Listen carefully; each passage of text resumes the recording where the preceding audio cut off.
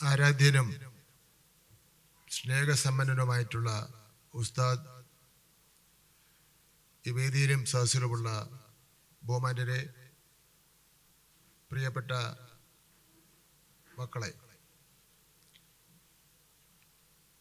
വിദ്യാഭ്യാസ രംഗത്ത് വലിയ മുന്നേറ്റങ്ങൾ കുറിച്ചുകൊണ്ട് നാം എന്നും പുതുമ നിലനിർത്തുന്ന മർക്കസ് എഡ്യൂക്കേഷൻ ഇൻസ്റ്റിറ്റ്യൂഷൻ്റെ ഈ പുതിയ സംരംഭങ്ങളുടെ ഉദ്ഘാടന ചടങ്ങിൽ പങ്കെടുക്കുവാൻ കഴിഞ്ഞതിൽ എനിക്ക് അതിയായ സന്തോഷം ഉണ്ട്. വിദ്യാഭ്യാസ മേഖലയിൽ പുതിയൊരു യുഗം ആരംഭിക്കുവാൻ നമ്മൾ ഒരുമിച്ച് മുന്നേറുകയാണ്. കാലത്തിനനുസരിച്ച് വിദ്യാഭ്യാസ രംഗത്ത് വലിയ മാറ്റങ്ങൾ സംഭവിക്കുന്നുണ്ട്. അതിനനുസരിച്ച് നമ്മുടെ വിദ്യാലയങ്ങളും മാറേണ്ടതുണ്ട്. പാഠ്യപദ്ധതിയിലും പഠന രീതിയിലും മാത്രമല്ല, വിദ്യാലയങ്ങളുടെ അടിസ്ഥാന സൗകര്യങ്ങൾ വർദ്ധിപ്പിക്കുന്നതിലും നമ്മൾ പ്രത്യേകം ശ്രദ്ധിക്കണം. ക്ലാസ് മുറികൾ മുതൽ ലാബുകൾ വരെയുള്ള പഠന സൗകര്യങ്ങൾ ലോകോത്തര നിലവാരത്തിലേക്ക് ഉയർത്തുക എന്ന ലക്ഷ്യത്തോടെയാണ് നമ്മുടെ സർക്കാർ പ്രവർത്തിക്കുന്നത്. ഈ ഒരു ലക്ഷ്യബോധത്തോടെയാണ് മർക്കസ് സ്കൂളുകളും മുന്നോട്ട് പോകുന്നത്. കുട്ടികളുടെ പഠന നിലവാരം ഉയർത്തുന്നതിനും ഭാവിക്കാവശ്യമായ മികച്ച വിദ്യാഭ്യാസം നൽകുന്നതിനും മർക്കസ് സ്കൂളുകൾ എപ്പോഴും ശ്രദ്ധിക്കുന്നുണ്ട്. പുതുതായി നിർമ്മിച്ച അഡ്മിനിസ്ട്രേറ്റീവ് ബ്ലോക്കുകളും സയൻസ് ലാബും അത് തന്നെയാണ് സൂചിപ്പിക്കുന്നത്. സ്കൂളിൻ്റെ ഭരണപരമായ കാര്യങ്ങൾ കാര്യക്ഷമമാക്കുവാനും വിദ്യാർത്ഥികൾക്ക് ശാസ്ത്രം കൂടുതൽ അടുത്തറിയുവാനും ഈ പുതിയ സൗകര്യങ്ങൾ സഹായിക്കും. പുതിയ അഡ്മിനിസ്ട്രേറ്റീവ് ബ്ലോക്കുകൾ സ്കൂളിൻ്റെ ഭരണപരമായ കാര്യങ്ങൾ കൂടുതൽ വേഗത്തിലാക്കുവാനും രക്ഷിതാക്കളുമായുള്ള ബന്ധം മെച്ചപ്പെടുത്തുവാനും സഹായിക്കും. അതുപോലെ തന്നെ പുതിയ സയൻസ് ലാബ് വിദ്യാർത്ഥികളിൽ ശാസ്ത്രബോധം വളർത്തുവാനും പരീക്ഷണങ്ങളിലൂടെ പഠനം കൂടുതൽ ആസ്വാദ്യകരമാക്കുവാനും ഉപകരിക്കും.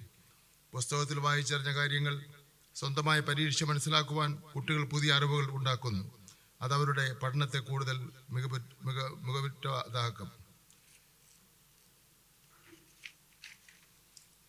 ഈ പുതിയ സംരംഭങ്ങൾക്ക് നേതൃത്വം നൽകിയ മർക്കസ് മാനേജ്മെൻറ്റിനും അധ്യാപകർക്കും ജീവനക്കാർക്കും വിദ്യാർത്ഥികൾക്കും രക്ഷിതാക്കൾക്കും എൻ്റെ അഭിനന്ദനങ്ങൾ. വിദ്യാഭ്യാസ രംഗത്ത് മുതൽക്കൂട്ടാണ് ഈ സ്കൂൾ. ഈ സ്ഥാപനം ഇനിയും വലിയ ഉയരങ്ങളിലേക്ക് എത്തട്ടെ എന്ന് ഞാൻ ആഗ്രഹിക്കുകയാണ്. ഞാനെന്നും ഉസ്താദിൻ്റെ ഒരു ആരാധകനാണ്.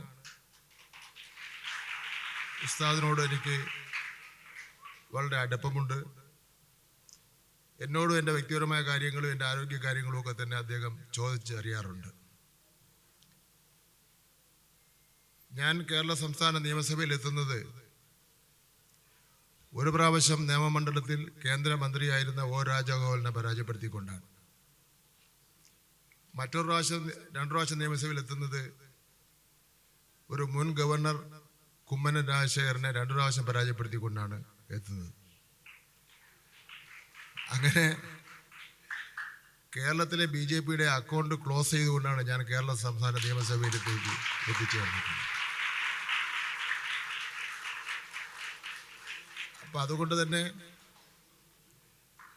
ഞാൻ നിങ്ങളുടെയൊക്കെ കാര്യങ്ങളിൽ എടുക്കുന്ന നിലപാട് എന്താണെന്ന് ഞാനിവിടെ ഇനി വീണ്ടും പ്രസംഗിച്ച് നിങ്ങളെ ബോധ്യപ്പെടുത്തുവാൻ ഞാൻ ആഗ്രഹിക്കുന്നില്ല എന്നുള്ള കാര്യം ഞാൻ സൂചിപ്പിക്കുകയാണ്. ഞാനെന്നും മതേതരത്വത്തിനും അതുപോലെ തന്നെ ന്യൂനപക്ഷ സംരക്ഷണത്തിനും വേണ്ടി നിൽക്കുമെന്നുള്ള കാര്യത്തിൽ തർക്കമില്ല. മറ്റൊരു കാര്യം, കേരളത്തിൻ്റെ വിദ്യാഭ്യാസ രംഗം എന്ന് പറഞ്ഞാൽ government, aided management, unaided management, ഇത് മൂന്നും കൂടെ ചേരുന്നതാണ് കേരളത്തിൻ്റെ വിദ്യാഭ്യാസ രംഗം എന്നുള്ള കാര്യം ഞാൻ സൂചിപ്പിക്കുവാൻ വേണ്ടി ഞാൻ ആഗ്രഹിക്കുകയാണ്. അപ്പം അതുകൊണ്ട് ഗവൺമെൻറ് സ്കൂളുകളിലെ കുട്ടികളുടെ പ്രത്യേക സ്നേഹം, അൺഎയ്ഡഡ് സ്കൂളിലെ കുട്ടികളുടെ സ്നേഹക്കുറവ്, അതില്ല, എല്ലാവരോടും തുല്യ സ്നേഹവും തുല്യ പരിഗണനയുമാണ് കേരള ഗവൺമെൻറ് ഉള്ളതെന്ന കാര്യം ഞാനിവിടെ സൂചിപ്പിക്കുവാൻ ആഗ്രഹിക്കുകയാണ്. മറ്റൊരു കാര്യം, ഐക്യകേരള രൂപീകരണത്തിൽ ഒന്നാം EMS മന്ത്രിസഭ കാലഘട്ടം മുതൽ നിൽക്കുന്ന കുറേ സമ്പ്രദായങ്ങൾ വിദ്യാഭ്യാസ രംഗത്തുണ്ട്. വർത്തമാന കാലഘട്ടത്തിൽ ഒരുപാട് മാറ്റങ്ങൾ വന്നുകൊണ്ടിരിക്കുന്നു.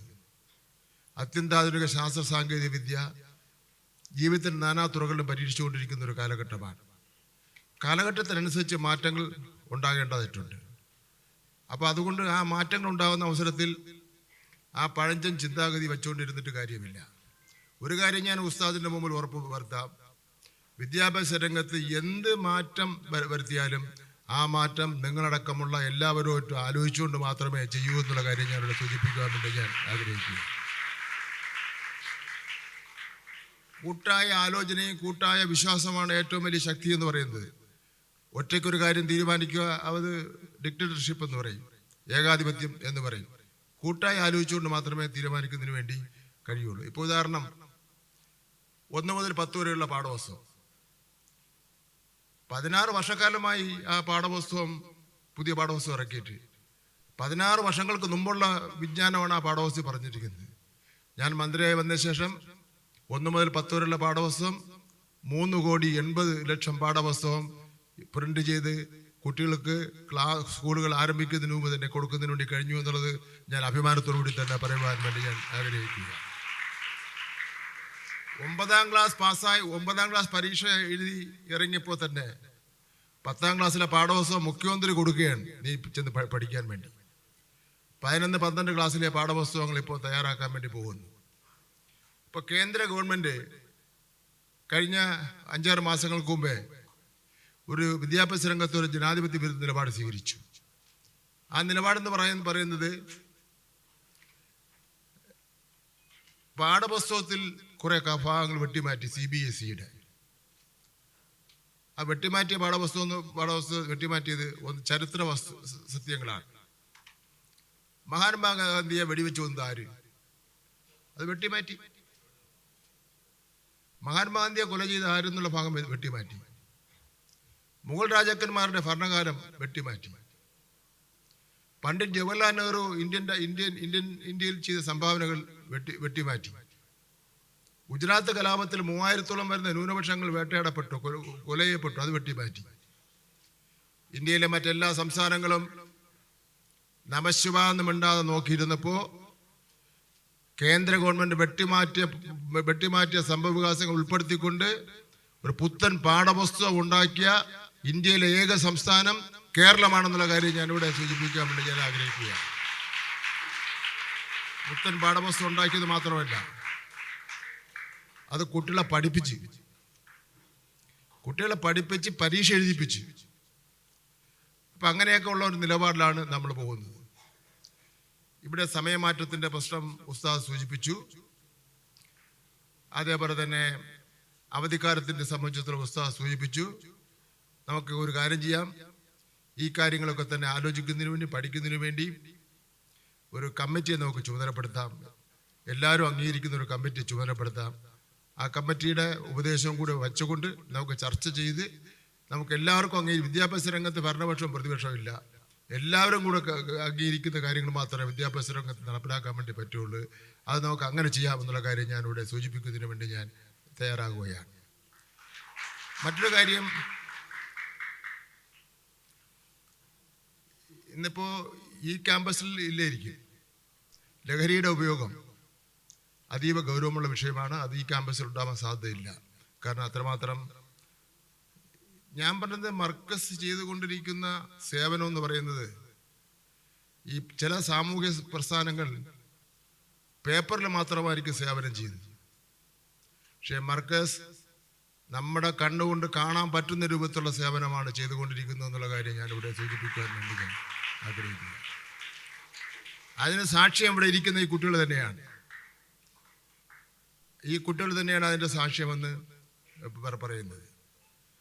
നമ്മുടെ കുട്ടികൾക്കെല്ലാം തുല്യമായി നമ്മുടെ കുട്ടികളെ കാണുന്നു. ഞാനൊരു സർക്കുലർ ഇറക്കി, എക്സ്കർഷന് കുട്ടികളെ കൊണ്ടുപോകുന്നു സ്കൂളുകളിൽ നിന്ന്. ചെറിയ കാര്യമായിരിക്കും ചില കേൾക്കുന്നവർക്ക്. ഒരു ക്ലാസ്സിൽ 50 പിള്ളേർ, 10 കുട്ടികൾക്ക് എക്സ്കർഷന് പോകാൻ വേണ്ടി കാശില്ല. 40 കുട്ടികൾ പോകുമ്പോൾ ഈ 10 മക്കളിരുന്ന് അവൻ മാനസികമായി തളർന്ന് വിഷമിച്ച് എൻ്റെ അച്ഛനും അമ്മയ്ക്കും ഒരു ശേഷിയില്ലല്ലോ, ഞാൻ ഇങ്ങനെ ആയിപ്പോയല്ലോ എന്നുള്ള സംഗതി. ഞാൻ പറഞ്ഞു, സർക്കുലറാക്കി, ഒന്നുകിൽ ഈ 10 കുട്ടികളുടെ കാശും കൂടെ നിങ്ങൾ എല്ലാവരും കേട്ട് ഇവരെ കൂടെ കൊണ്ടുപോകണം. ഇവരെ കൊണ്ടുപോകാതെ കുറേ കുട്ടികളെ മാത്രം എക്സ്കർഷന് കൊണ്ടുപോകാൻ പറ്റില്ല, ആ ഏർപ്പാട് വേണ്ട എന്നുള്ള നിലയിലുള്ള ഉത്തരവിറക്കത്തിന് വേണ്ടി തയ്യാറായി. അത് സൂചിപ്പിക്കുന്നത് എല്ലാ കുട്ടികളെയും ഒരേ രൂപത്തിൽ നമുക്ക് കാണുന്നതിന് വേണ്ടി കഴിയേണ്ടതായിട്ടുണ്ട്. തീർച്ചയായും നമ്മുടെ എല്ലാ പൊതുവിദ്യാഭ്യാസ രംഗത്തെ എല്ലാ കാര്യങ്ങളും അങ്ങനെയാണ് പോകുന്നത്. ഇവിടെ ഞാൻ വന്നപ്പോൾ ഇവിടെ മർക്കസിൻ്റെ ഭാരവാഹികളും ഉസ്താദുമെല്ലാം കുറച്ച് കാര്യങ്ങൾ നിവേദന രൂപത്തിൽ നൽകിയിട്ടുണ്ട്. തീർച്ചയായിട്ടും അതിന് മുൻഗണന കൊടുക്കുമെന്ന കാര്യത്തിൽ യാതൊരു തർക്കവുമില്ല. മുൻഗണന കൊടുക്കാൻ കഴിയുന്ന എല്ലാ കാര്യങ്ങൾക്കും മുൻഗണന കൊടുക്കും എന്നുള്ള കാര്യത്തിൽ സംശയമില്ല. മുൻഗണന കൊടുക്കുന്നതിൻ്റെ അടിസ്ഥാനത്തിൽ നമ്മൾ ഗവൺമെൻറ്റിനോ സമൂഹത്തിനോ ഒരു മോശവും ഒരു തെറ്റും സംഭവിക്കുന്നില്ല എന്ന് വിശ്വസിക്കുന്നു. മർക്കസിന് ഈ ആനുകൂല്യങ്ങൾ കൊടുത്താൽ മതി കൊടുക്കുന്നതിൽ എന്നുള്ള കാര്യത്തിൽ യാതൊരു സംശയമില്ല എന്നുള്ള കാര്യം കൂടി ഞാൻ സൂചിപ്പിക്കുകയാണ്. എന്തായാലും ഇവിടെ വന്ന് ഇതെല്ലാം കാണാൻ കഴിഞ്ഞതിലും ഈ അത്ഭുതകരമായിട്ടുള്ള വികസന പ്രവർത്തനത്തിന് നേരെ കാണാൻ കഴിഞ്ഞതിലുള്ള നന്ദി രേഖപ്പെടുത്തിക്കൊണ്ട് ഞാൻ ഈ ചടങ്ങുകൾ ഉദ്ഘാടനം ചെയ്തതായി പ്രഖ്യാപിക്കുന്നു. നന്ദി, നമസ്കാരം.